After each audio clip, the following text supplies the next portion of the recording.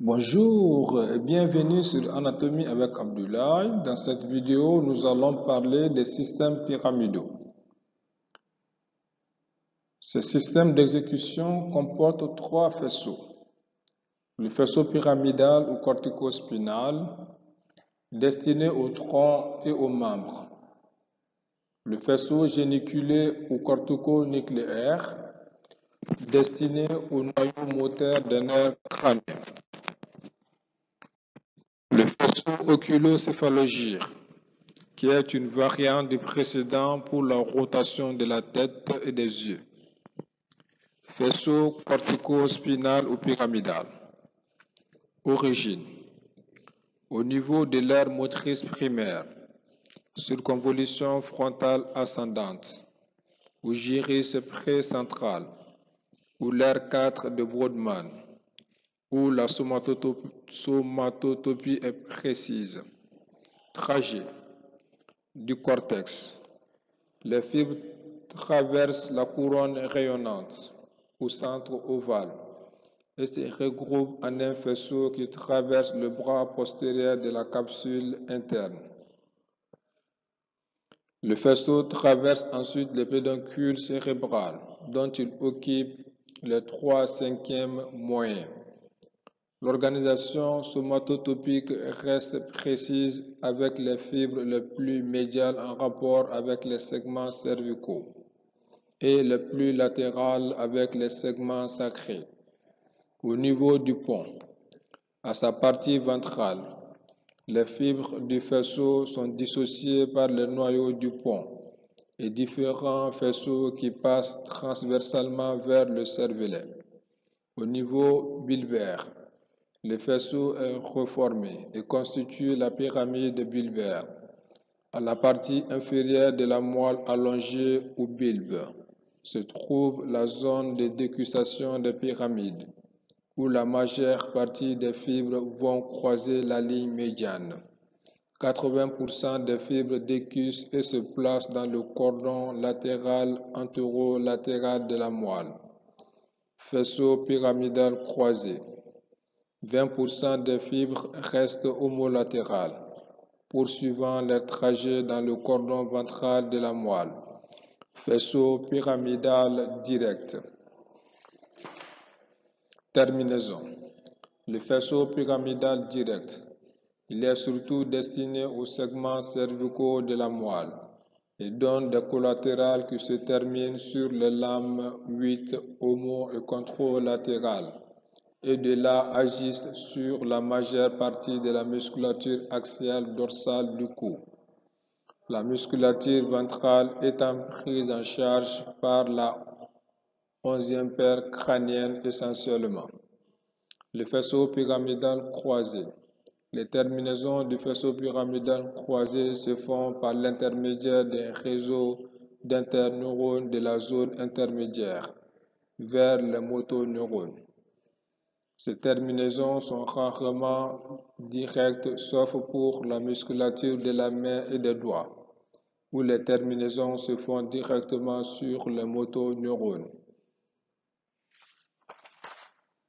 Au niveau médillaire, les motoneurones des expansions ventrales dans les lames nef s'organisent en noyaux qui se disposent en colonne longitudinale juxtaposée avec une organisation somatotopique sur toute la hauteur de la moelle.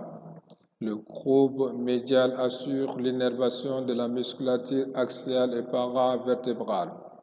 Le groupe latéral assure l'innervation des muscles pariétaux du thorax et de l'abdomen. Au niveau des renflements médulaires, correspondant à l'innervation des membres, il y a une double organisation. Selon l'articulation, les noyaux médiaux pour les muscles proximaux, épaules, hanches, les noyaux latéraux pour les muscles proximaux distaux, coudes, genoux, les noyaux rétrolatéraux pour les muscles distaux, mains et doigts, pieds. Chacun de ces groupes nucléaires se dédouble en un plan dorsal et un plan ventral. les noyaux du plan ventral pour les muscles extenseurs, les noyaux du plan dorsal pour les muscles fléchisseurs.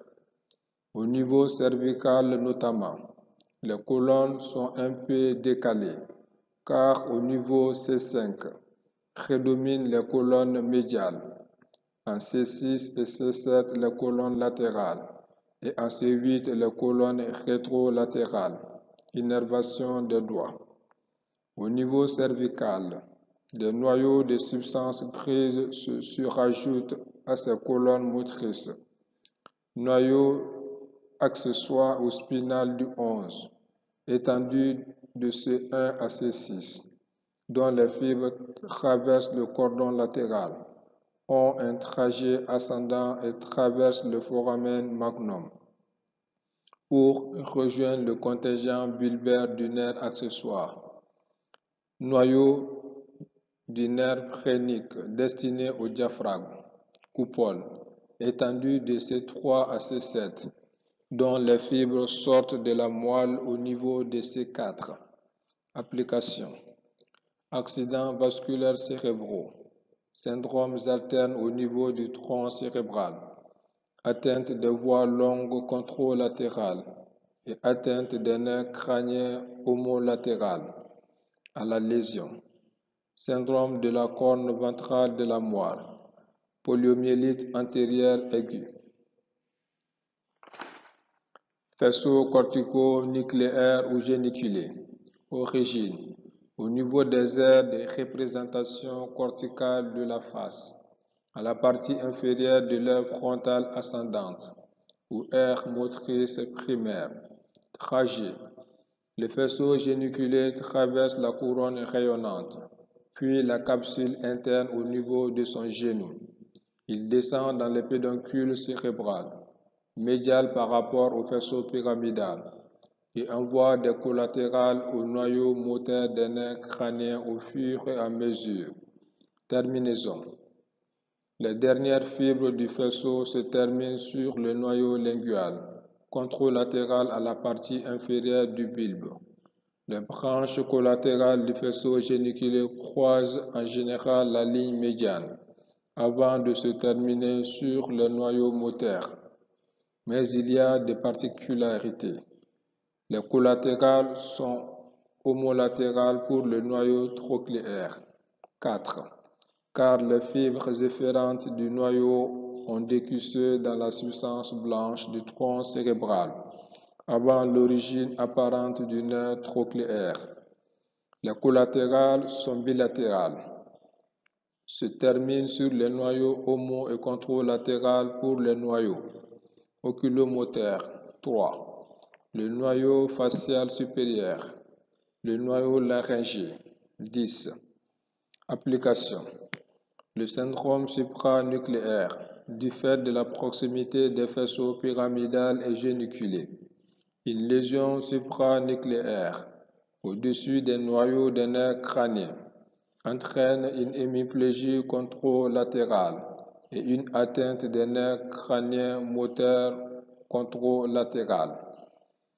La paralysie faciale centrale prédomine sur le territoire facial inférieur, car il y a une double projection du faisceau géniculé sur le noyau facial supérieur, homo- et contralatéral, alors que dans la paralysie faciale périphérique, en aval du noyau facial, les deux territoires supérieurs et inférieurs du septum sont concernés.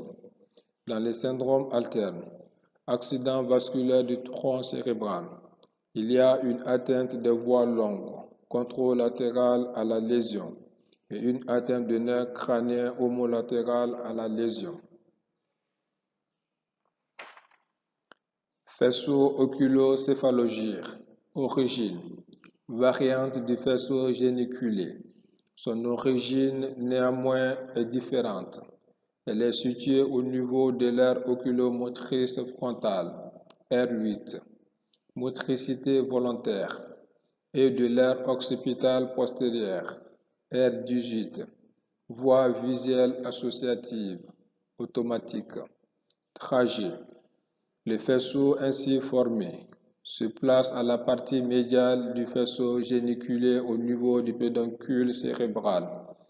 Il passe dans le tegmentum mésencéphalique, faisceau aberrant.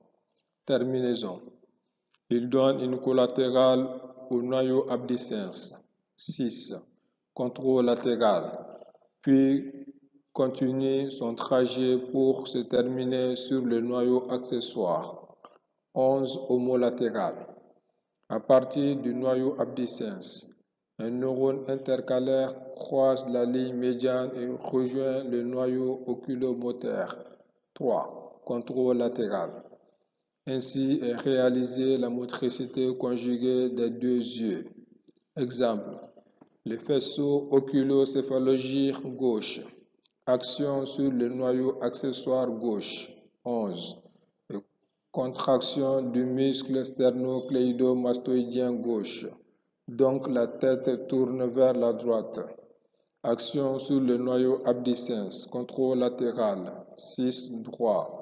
Et donc l'œil droit par le muscle droit latéral regarde latéralement à droite. Par le neurone intercalaire. Action sur le neurone oculomoteur gauche. 3. Et donc l'œil gauche par le muscle droit médial regarde à droite. Application. Les syndromes de Fauville font partie des syndromes alternes.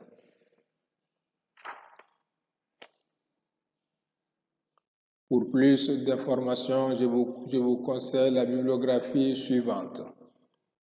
Merci de votre attention et à très bientôt pour une nouvelle vidéo.